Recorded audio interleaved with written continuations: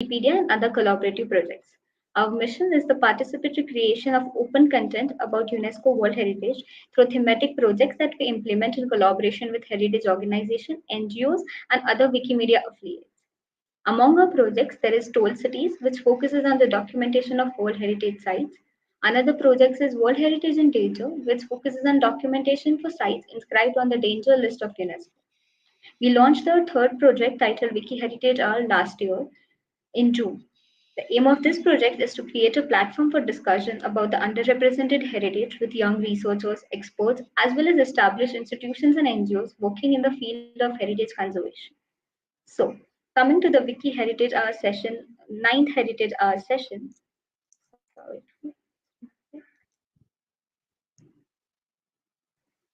Can you see the presentation?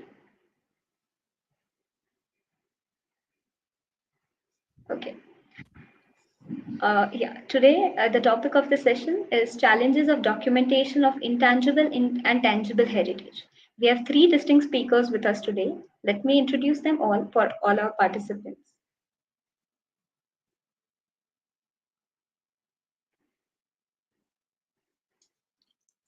Our first speaker is Ms. Camila Oles. Dr. Camila Oles is an art historian and archaeologist who acts as digital exhibition designer and curator. She's a research fellow at the Open Virtual Worlds Research Group at the University of St. Andrews and head of digital cultural heritage at Smart History, a spin-out company from the University of St. Andrews. She's also a steering member of the Northern Heritage Network. Her research interest lies in utilizing 3D digitalization in preservation, research, and dissemination to make World Heritage inclusive and globally accessible. Our second speaker for today is Dr. Lucas. Dr. Lucas is a senior archaeological survey manager at Historic Environment Scotland who specializes in the collection, processing, analysis, and interpretation of remote sensing data. His work with our heritage recording and archaeology team is focused on using these techniques to improve our understanding of the past as well as the current condition of our global heritage. His skills in remote sensing database and documentation have been instrumental in preserving and protecting our cultural and historical heritage, ensuring that it can be appreciated by future generations. And our third speaker for today is Satdeep Gill. Satdeep is currently working as the Senior Program Officer of Culture and Heritage at Wikimedia Foundation. He has been a Wikimedian since 2009 and has actively contributed to Punjabi Wikimedia projects and commons. He is currently supporting the Wikisource Loves Manuscript project that aims to foster collaboration among communities interested in digitalizing manuscripts on Wikimedia platform and to support the creation of handwritten text recognition models using the newly introduced Transcribus engine in Wikimedia OCR. Thank you all the speakers for joining us today. We are glad to have you with us.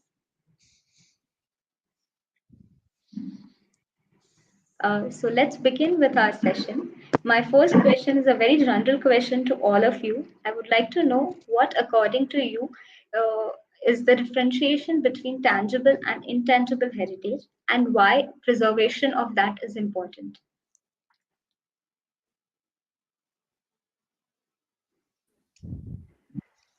So maybe I will start with the most obvious things,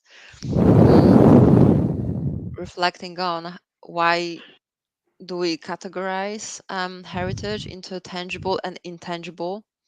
So tangible heritage in general includes physical and material elements of cultural heritage, such as historic buildings, museum collections, archaeological sites, and monuments, um, various artifacts, including sculptures, artworks, but also cultural landscapes. And intangible heritage, it refers rather to non-physical aspects of cultural heritage, including oral traditions, performing arts, social practices, rituals, um, traditional craftsmanship, but also knowledge systems. So that's the main difference between those two groups of heritage.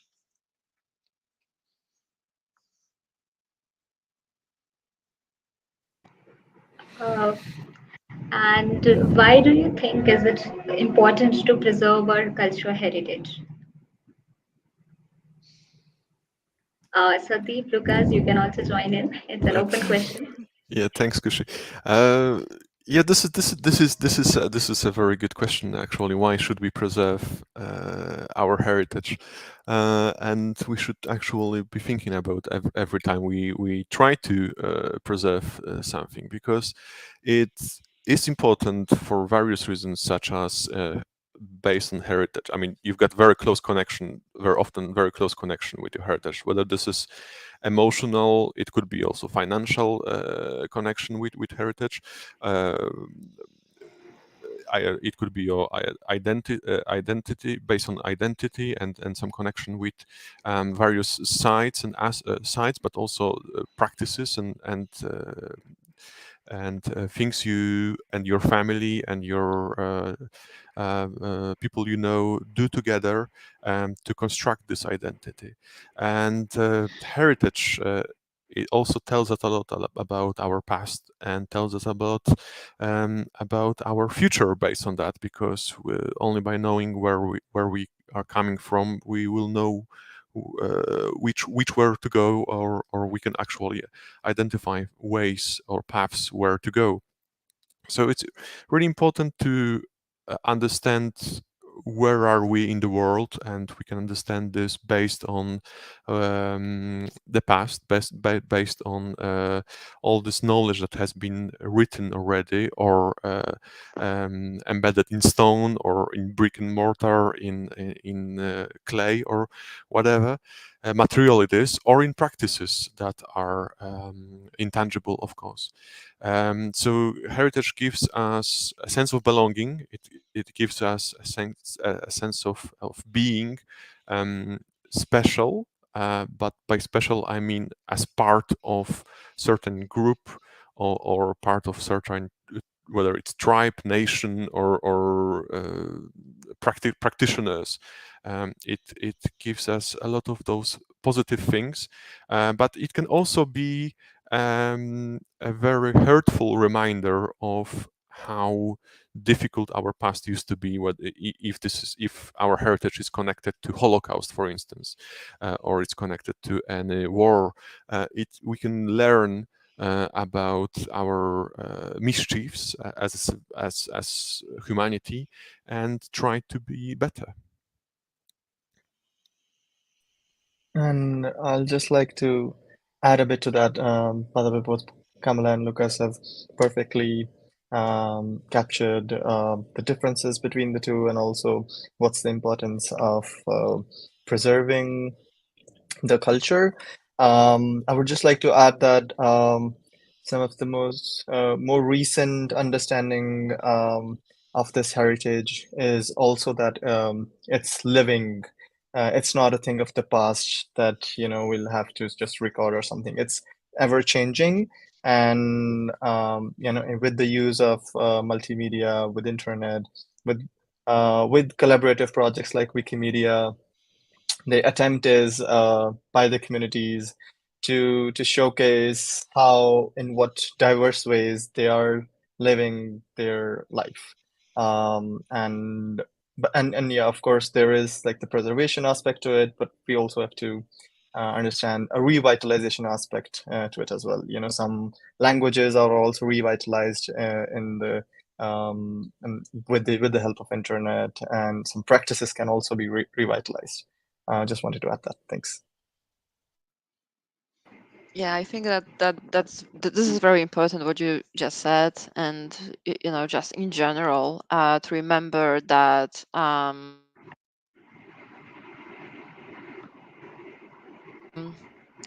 the roles, the heritage plays active role today, play active roles in contemporary societies, such as functional buildings, living traditions, or active cultural ongoing practices. And for instance, repatriation is very important, because whenever we participate in any conference about repatriation, we can hear many stories about how much heritage, returning heritage, um, heals the societies, the local societies awaiting this heritage to return home. So this is incredible how heritage is important in our daily life. That is very true. I completely agree that heritage is something that, in the general notion, we consider that it is a thing of a past, but it's a thing of a past, present, and future. And one of the best aspect about heritage for me personally is that, even though heritage in its own sense is very personal to a specific people or a community or even a nation, but its celebration is too diverse and everybody can join in towards the celebration of that, which paves a very good way for a more inclusive society in the future. Yeah, exactly.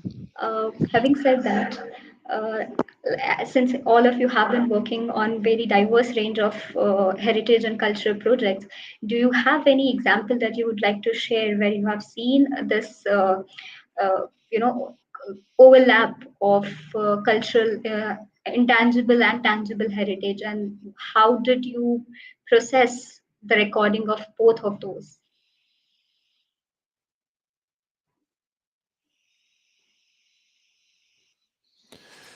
Sure. I mean, one of the projects which I've been involved in was actually recording the past and the contemporary landscape of a former a Nazi concentration camp in modern Poland.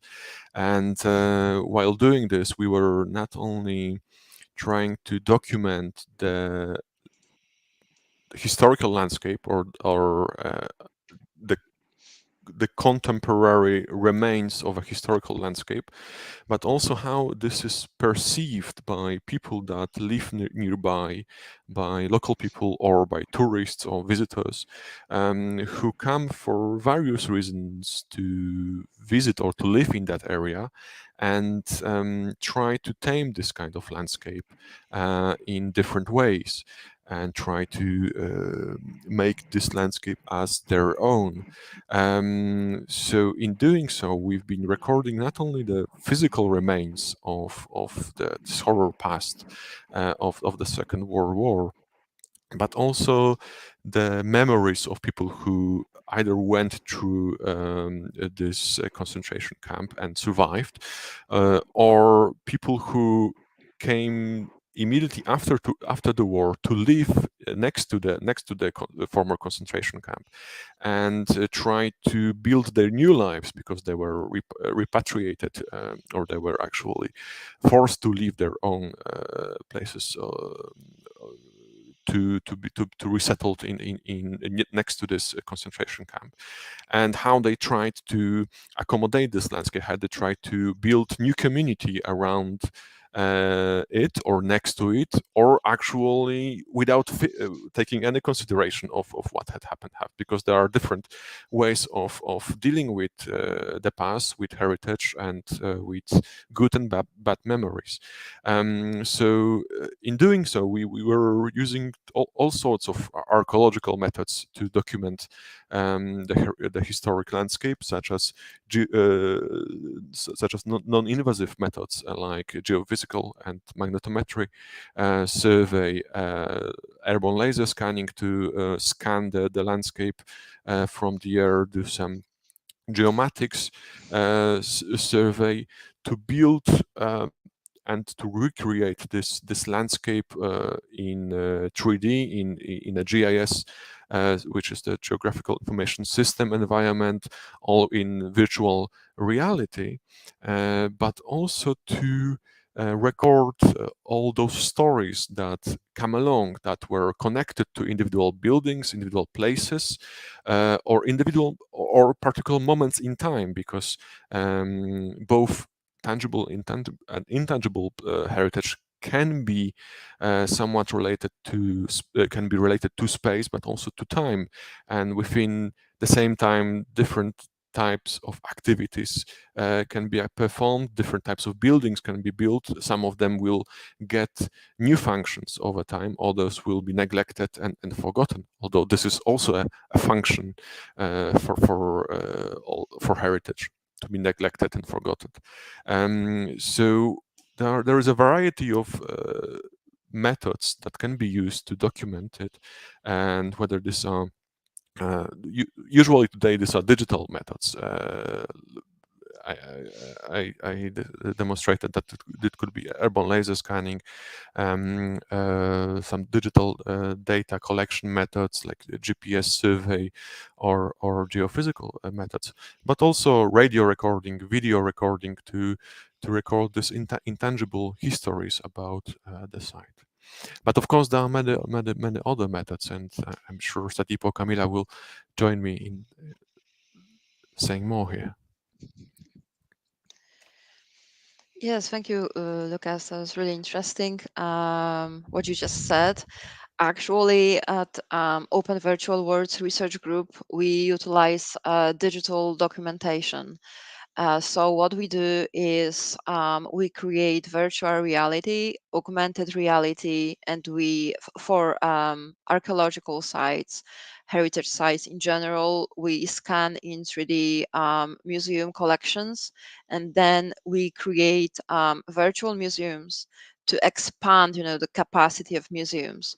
Recently, we've been also engaged in some project that helps to preserve heritage in Ukraine. So we've been trying to build a platform to gain and collect photographs from people just globally, photographs from Ukraine to recreate in virtual reality devastated heritage from Ukraine. So it is about war zone and conflict heritage. But also in previous years, we collaborated a lot with various communities, also very remote communities in Orkney, for instance. So we organized and delivered many workshops how to use digital technology to preserve local heritage. And that was incredible, especially during the pandemic when COVID started. We couldn't travel to Orkney to preserve, to document heritage. So what we did, we just simply packed our equipment and sent it, posted to Orkney and local community that was like ready and trained by us how to digitize heritage with 360 camera or scanners. They just did this work for us and for themselves. So they not only happen to be curators, community curators, but also creators of their own content, and they preserve their own heritage by themselves during the pandemic. So I'm very proud of this outcome because it shows how community, how active could be community when it's like properly engaged, trained towards heritage preservation. And now we also we've been trying to set up and establish a new form of collaboration with Malawi government to help communities to develop tourism infrastructure in Malawi. So we obviously document um, art and heritage in Africa by showing and teaching and guiding our students and also African students by delivering them our know-how in order to create platform and bring some intangible heritage or some like intangible experience to online presence. So it's like fully searchable online for people who are from outside, who may be a tourist in the future and they would like to explore Malawi, but they don't know how to start and how to find and locate those communities that may act as their local guides. So yeah, I probably could discuss all of those projects for I don't know another few days and many hours. But yeah, yeah. So that's No, it I for now. completely, I get it. Actually, last time when we had a Wiki Heritage session, we had one of the speaker from Syria, and she was saying the same thing that having a open source platform is absolutely essential for them because a lot of architecture is at risk there, and it needs to be documented at a faster pace. But due to geographic limitations and everything, it is not possible for us or for everyone to hire professionals to do the documentation. Yeah. So at least if you are able to take the photos of all this, even if it's from mobile or basic cameras, and upload it so that even if the building gets destroyed, and the heritage can be preserved digitally. Yeah, And that is, yeah. And I also, that's another and question, the right? local, Yeah, sorry, please go please on. continue. That's another Yeah. question So one of the things actually. that Yes, sorry, I think that my after, internet coverage is yeah. very slow today. Yes, please, Kushi, go on. Yeah, and one of the point that she raised is that by documenting these kind of heritage, especially in countries with conflicts, also give sheds positive light to the countries that even besides the conflicts happening there, there are a lot more to be celebrated and be focused upon, rather than just identifying a specific country because of that one incident happening around it. So it gives the people and the community to the freedom to express themselves and the culture that they are proud of. Yes, totally. And also that's a good question. Who's the professional here, right? Because what I love to practice is giving communities voice, and let them.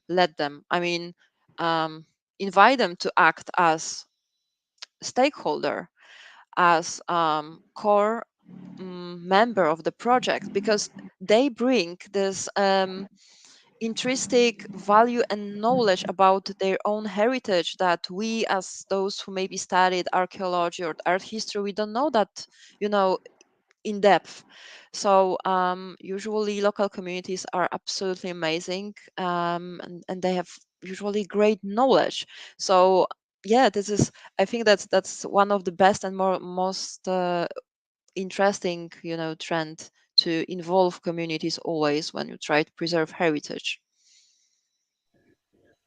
And that's a good segue for me, because the Wikimedia movement is built because of the communities. It is, that very philosophy. So my teamwork isn't going and doing things. It is about supporting um, the local communities in doing the work what they feel is most relevant, and our role is to support them, to provide them with technological support or partnership support, and just be as a thought partner with them. And we've lost Kushi, but I'll just since there are some people watching us online, so I'll talk about the manuscripts project that we have been supporting. So the project was actually inspired by the Balinese community. So the Balinese community has been working for 4 or 5 years now, transcribing manually Balinese manuscripts online, and and we got inspired, and we thought maybe that's an approach that we can kind of help others to do as well, because manuscripts are a really important tangible um, source of knowledge, a tangible cultural heritage, and that we are positioned in as Wikimedia are positioned really good with our community to support it, to not just scan but also to transcribe them and make the text available, and then maybe do further work on it through translations at some point, if possible.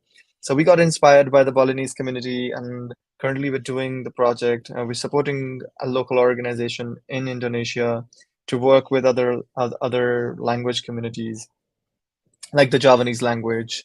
And you touched upon repatriation efforts. So something not exactly, but still a great support from the British Library to the Javanese manuscripts project is that they gave 76 manuscripts containing 30,000 manuscript pages in support of this project from their side.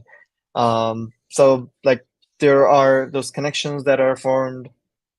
And coming to the intangible aspect that Kushi, you talked about, so something which is getting lost. So we have the tangible manuscripts with us, and we're scanning it and preserving it. But something that is getting lost with this with time is the orality of this manuscripts.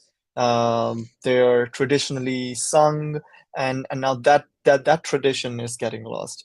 But there are, luckily for us, there are some people in these different communities who still are focusing on efforts around singing the manuscripts and also working with them, and then bringing them to Wikimedia projects and to other internet spaces as well.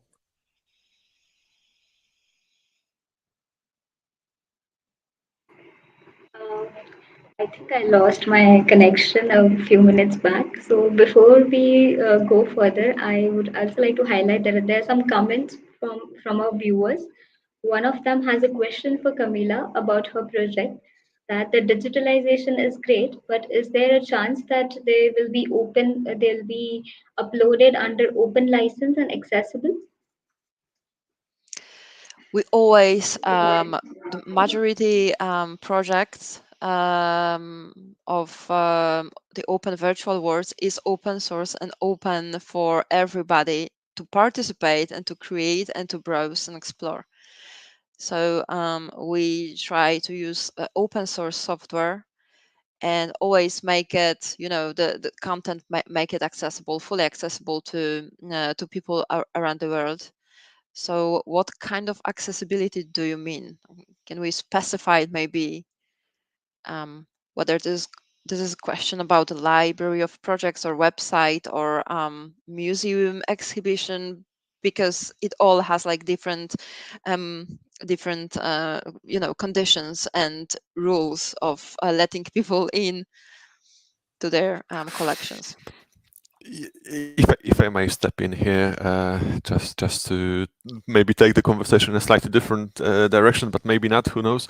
I am working for a national institution, and we are working with data that with the remit primarily for the entire country of Scotland, but at the same time, the licensing is always tricky, and I think it always will be tricky, especially for projects that try to um, include more than one country or entire continent or maybe the entire world, like with Wikimedia Foundation.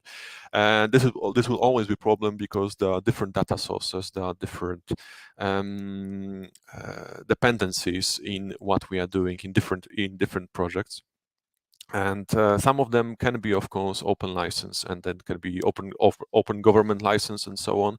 But others, due to the nature of how the historical data sets have been built, will be more restricted. What we are trying to do with various sorts of data is to add them to the national database that is open and available for everyone in Scotland and abroad. This database, one of those databases is Canmore. But the licensing is much easier if you are doing smaller projects and if you are in charge of the data collection process. So we are not dependent on anyone, especially on commercial organizations. But whenever there is more data included, the accessibility can be more tricky because you also need a place to host your digital data, to make it available to various partners. and make it safe there on those servers, so there is no damage. The formats can be open even though the software changes and so on. So we are getting better as the entire heritage community. We are getting better at this. I mean, we are going out of this digital dark ages, and we are losing less and less digital content, which we collected since the 90s at least. But there will always be licensing problems if different countries will have different approach to the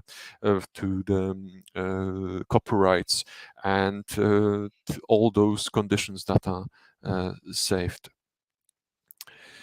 Yes, brilliant that Wikimedia Foundation are safe and can be used to store the content. And we have our own national repository that is open for everyone to use as well. Of course, we are getting more and more data. There's more and more hosting space required, and the semantics of the database has to be sorted for projects that are global or national, and this is great. Sometimes the big organizations, however, are bounded by the law to restrict their data, of course. This is something we can lobby for to change, but this is a slow project, of course. But there are more and more opportunities to get the data for free, to host it for free and open, make it available, even if it's not for free, it still can be accessible to various people and various organizations. So I know that this is a tricky problem, but I strongly believe we are better at tackling this. Yeah, it's a problem that requires really, changes in recommendations and policy research and recommendations. So what we need to do is, constantly advocate and provide evidence-based recommendations to policymakers on issues related to tangible heritage, documentation, and accessibility databases. And this is very important. That's one of the gaps and challenge in heritage documentation, preservation, and dissemination. That is very true, and we completely agree that licensing is tricky, specifically because it also varies from state to countries and everything. Every country, every geographic area has their own set of regulations and protocols. Even last year, when we were doing our intangible heritage project, we faced a similar issue that we were trying to document a lot of intangible scope of UNESCO, but with the licensing protocols for music, for famous artists and everything, it's very tricky to get it, documented in one place without hindering any of the legal issues surrounding the heritage. Yeah. Talking about the legal frameworks around intangible and tangible heritage, one another comment was sometimes we have an interaction between both. For example, the case of the city of Maracá in Morocco, which is a World Heritage Site, and the cultural space of, I'm not sure how to pronounce it, Jama El Fana Square, which is a cultural heritage project, which is in the old city. Now, does this separation justify the fact that they are managed completely and separately by the UNESCO? Two different departments. One falls under the World Heritage Center and the other falls into intangible cultural heritage. So, when you deal with issues like this, how do you integrate both of that onto one platform or into one whole holistic project? Well, I think there is no simple solution to tackle both tangible and intangible heritage. All this division that Yaman has mentioned is simply bureaucratic rather than evidence-based. So there are, of course, different divisions of UNESCO that or departments of UNESCO that deal with those two kinds of heritage. But in essence, it's great that both have protection and in both schemes actually, and it's great that they, I mean, or at least they are recognized by UNESCO, because protection is something different, of course. And uh, this is a conundrum. This is a legacy of the discipline of heritage studies, of archaeology, history of art, or musicology, whatever, because we need to specialize in something. We start with specializing in a very narrow field, and then we expand and expand, and we try to pull different strings together and then integrate more and more data, and eventually we are talking about bigger ideas and bigger issues that our language or our disciplines actually allow us to.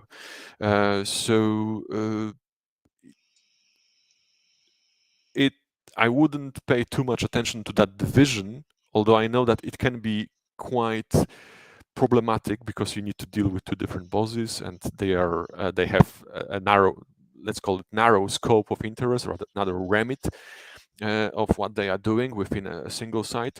But people or wider scientific or research community, or all the community-based projects can address or can tackle different heritage sites or the different heritage practitioners the way they liked. I mean, there is a lot of freedom in this, and that's why uh, a variety of projects might be problematic, because the data that they produce can be quite dispersed and isolated, difficult to find, concealed.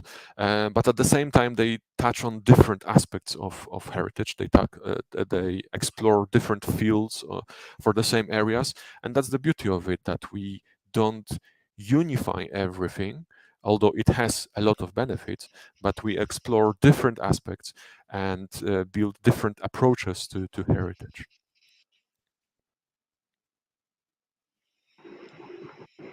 Yes, totally. Thank you so much for such a thorough and detailed answer. Uh, Moving forward, like since all the projects that all our organizations are doing are based on using digital technology, how do you think that going forward, what are the different approaches we can take with the digital technology to make it more optimized, and how can youth like get more involved with all of these projects so that they can be carried on for a longer period of time? So, policy again.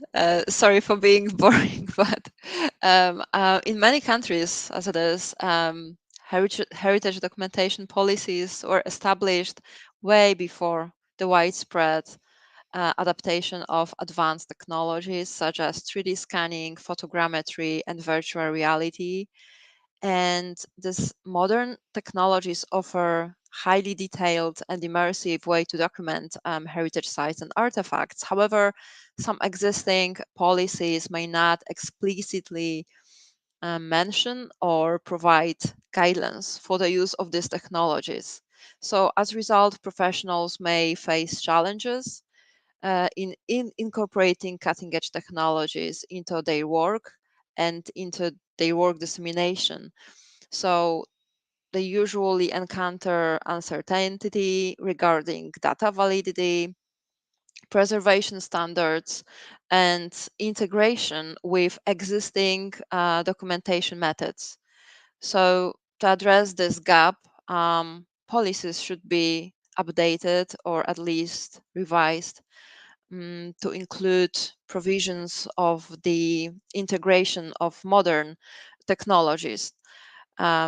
I believe that by updating policies to accommodate technological advancements, heritage documentation efforts can benefit from improve accuracy, accessibility, and preservation. So that's my number one for today, answering your questions, or this question in particular.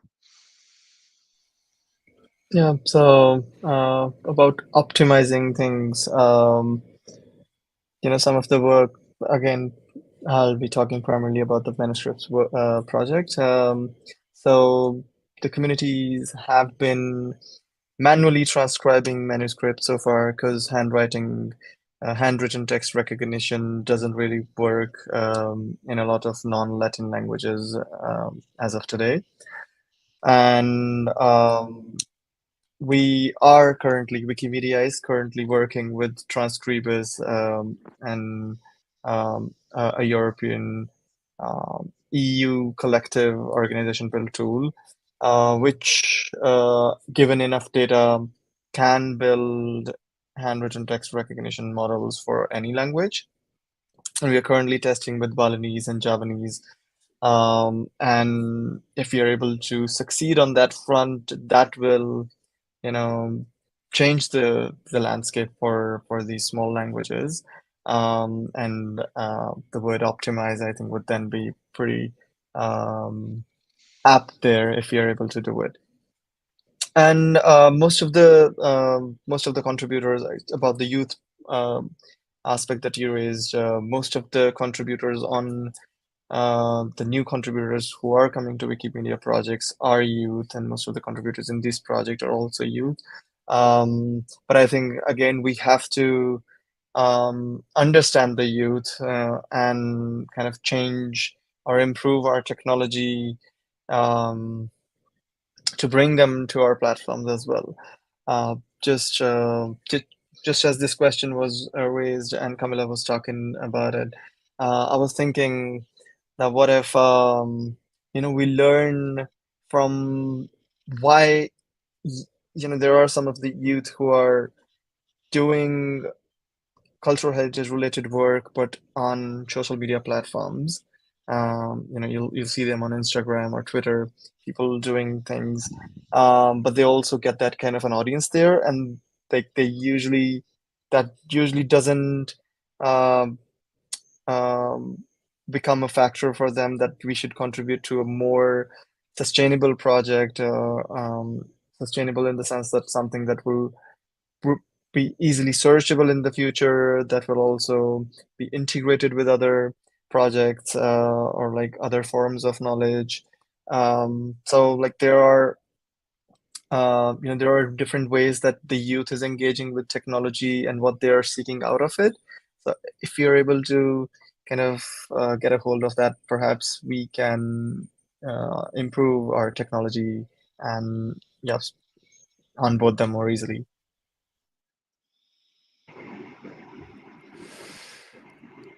If I may Yes. push, if there is still some time here, yeah, Yes. then before we jump into the next question,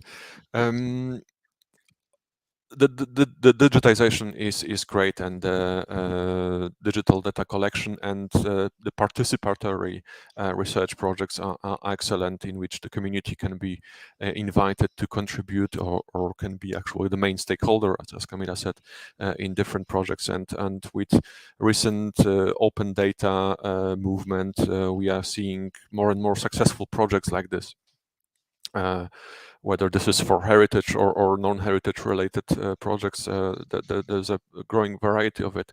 But at the same time, the digital methods are a little bit tricky because sometimes they are easy to use. I mean, they are excellent because they are easy to use by masses, of course. But at the same time, they are somewhat replacing the traditional skills in and expertise in heritage documentation.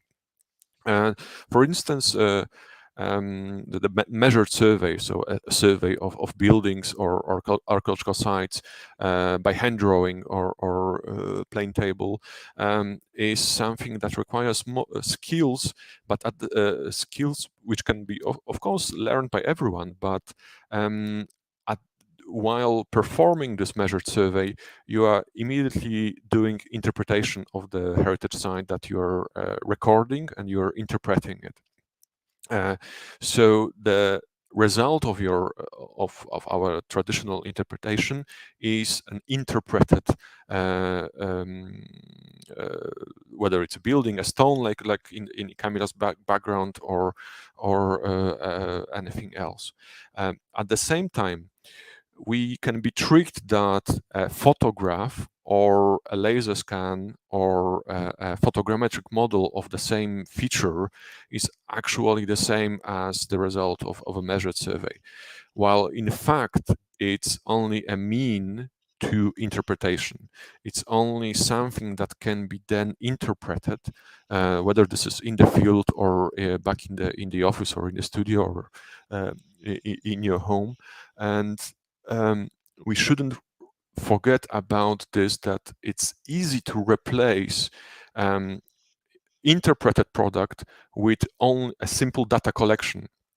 And simple data collection it's great, and we can collect loads of data today, but without upskilling communities, without upskilling people that participate in various projects, without proper training and in-depth understanding of what are the what are the results we are after, we will only collect simple data and then store it, whether on open or proprietary servers. But this is not how we used to record heritage in the past, because, well, the recording was still in professional hands.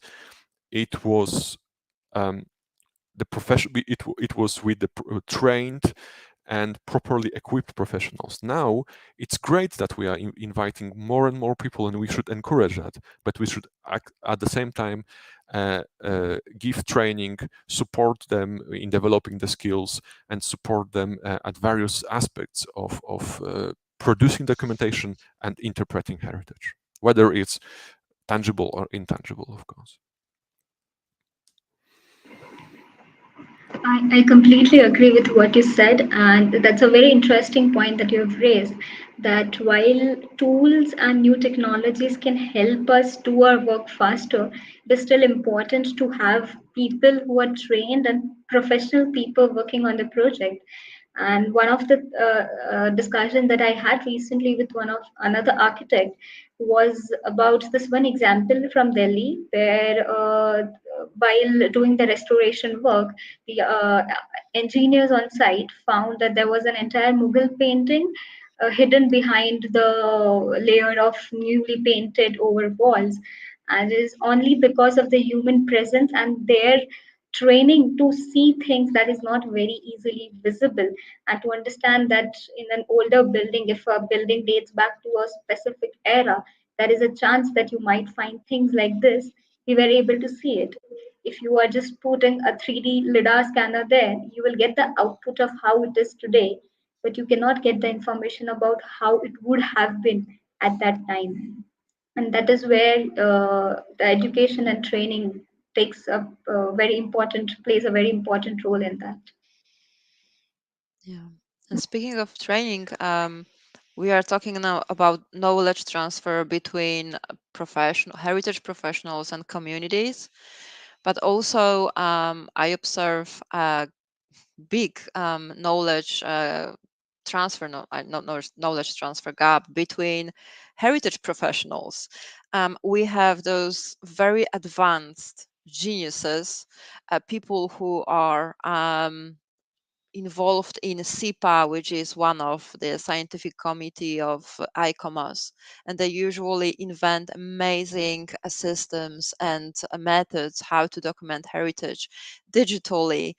And then there's another group of professionals working every day on archaeological, sites or in museums, and there's no bridge between them.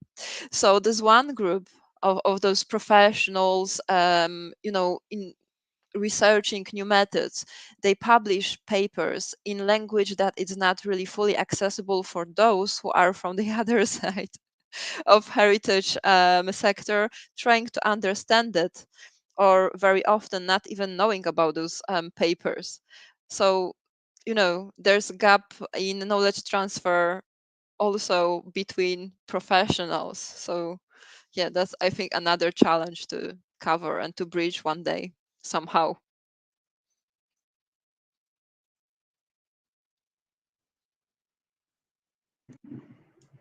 Yeah, definitely. In that sense, you feel like having a unified approach would be more helpful to get a better idea of the entire project and the different aspects that should be focused on while taking into consideration. Yeah, it's sometimes comes off to a loop of cycle. Yeah, I think that more projects focused on translating this highly advanced knowledge on digitization to heritage professionals who are not researchers or academics, but they work like day by day in small museums somewhere. Some projects that help to understand, disseminate this knowledge in accessible language, understandable language. It's the future. That might be the key of bridging that gap.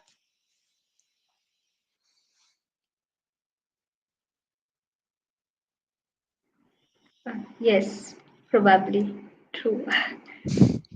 Uh, Satdeep or Lucas, do you have anything to add to it? Uh, yes, you mentioned universal projects or universal methods. This is a solution. As, they used to say that it's empires which like the standardization of things, just like the ancient Romans like the standardization of swords, or the European Union standardization of bananas nowadays. But there is something that there is a benefit of unified and standardized data and unified and standardized approach. Of course there is, and because it triggers interoperability, reuse of data, makes it more accessible to people who understand one syntax, or and allows us to use different data from across the world.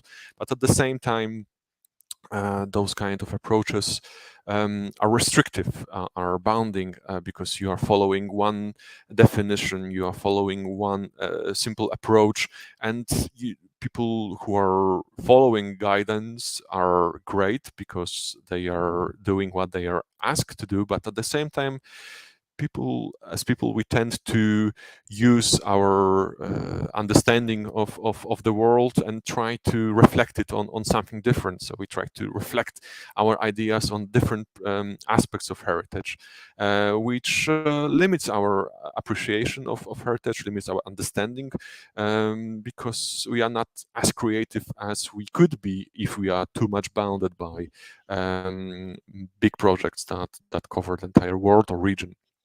Uh, but of course, there are benefits, and I mentioned them already. And we are in Scotland. We are trying to involve different groups using similar methodology, different communities using similar methodology to produce data that can be used for other applications, because it's not only for we are not only doing heritage for heritage, we are also doing it for this data to be reused in other applications and in other fields. Uh, so making it open, it's really important. Yeah, I completely agree with Lucas here. Like it is tricky, but it is important. How do we, in a way, find that middle path? Like we want all the knowledge, all the data to be open, but then at the same time, how do we respect the rights of the some of the indigenous communities who would not like that data to be shared as openly? And how do we then reference that? And can there be different standards within that shared approach as well? So yeah, it's these are some good questions that we can continue talking more about. Yeah, this what Sadip here said is it's really crucial, because if we are talking about the entire world, we do have a very bad track record of some people telling other people how they should think, how they should behave, and how should they collect the data, for instance. So there is a lot of colonialism in this sense still, and having different people on board, having different approaches, also allows us to mitigate the risk of falling in the same trap again. Yeah, this colonization this is great that you mentioned that. For instance, now when we try to collaborate with Ukraine to save some heritage digitally or reconstruct it digitally, sometimes it is really hard to approach people in Ukraine because they are in war. So it takes them months or long weeks to reply, to our emails, and we just it's very hard. It's very thin line between what you can do by applying strategies of how to document and preserve heritage at war crisis, and but still how to avoid this colonization, doing something about someone's else heritage without this local people or this nation. So yeah, this colonization, that's a big problem and not always easy to avoid, especially at crisis. That's very true, actually. That is one of the things that is brought up often when we're talking about, specifically when I'm talking about Indian heritage with my colleagues, is that the way the Europe sees heritage conservation is very different from what India or specifically Asian countries see as heritage conservation, and the principles are very different. So you cannot unify, or you cannot. Like we have seen that adapting some of the European methods of conservation have not proved very successful with some of the monuments here in India because of the climatic differences, and even because of the way communities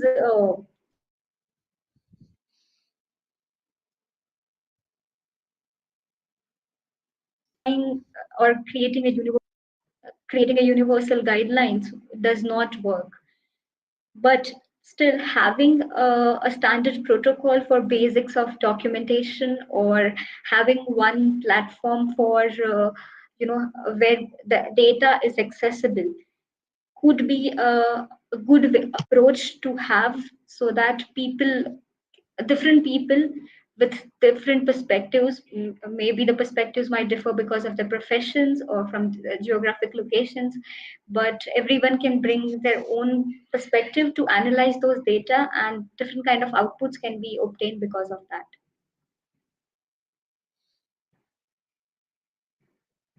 Yeah, it's very interesting. It's not only cultural diversity in heritage, but also preservation diversity in heritage. This is absolutely incredible.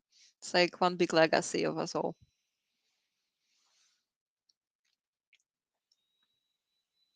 uh, Also, we are reaching the end of our session duration, so would anyone like to make some ending notes or comments for the same?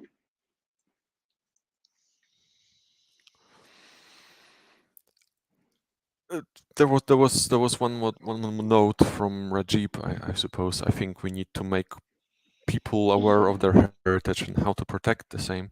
It's really important. It's about the awareness. It all starts with awareness. If we are not aware that something is important or can be important as heritage, or be a part of our heritage, there is no way we can document it or preserve it for future generations. So it all starts with education, starts with training and upskilling, and this is the foundation of it. Then we can find different methods and solutions.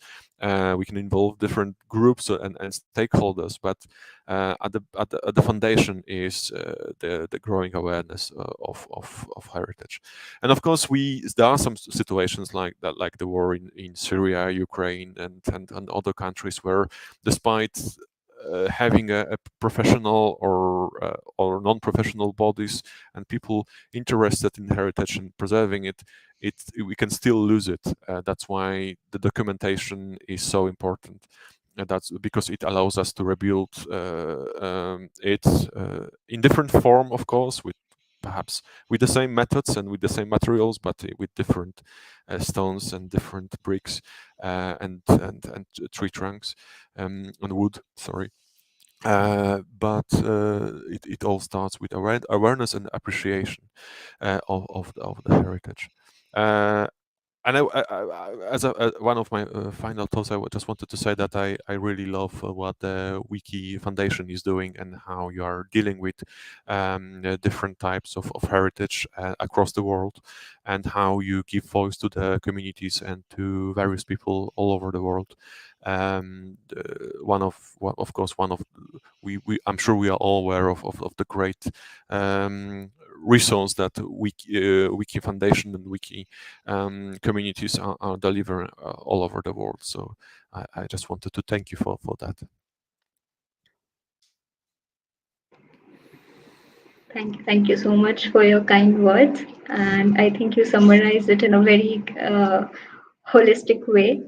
So I think this would be a right time to end the session. Thank you all for joining us today. It was a very interesting session, and we look forward to doing some collaborative work together in the coming future. Thanks for having me. Yeah, thanks for having me. That was a pleasure. And yeah, thanks for all your work you do for global community. Thank you so much, Kushi, for having me in this lovely conversation as well. Thank you. Thank you, Bye everyone. bye. Have a Bye good bye. day. Bye.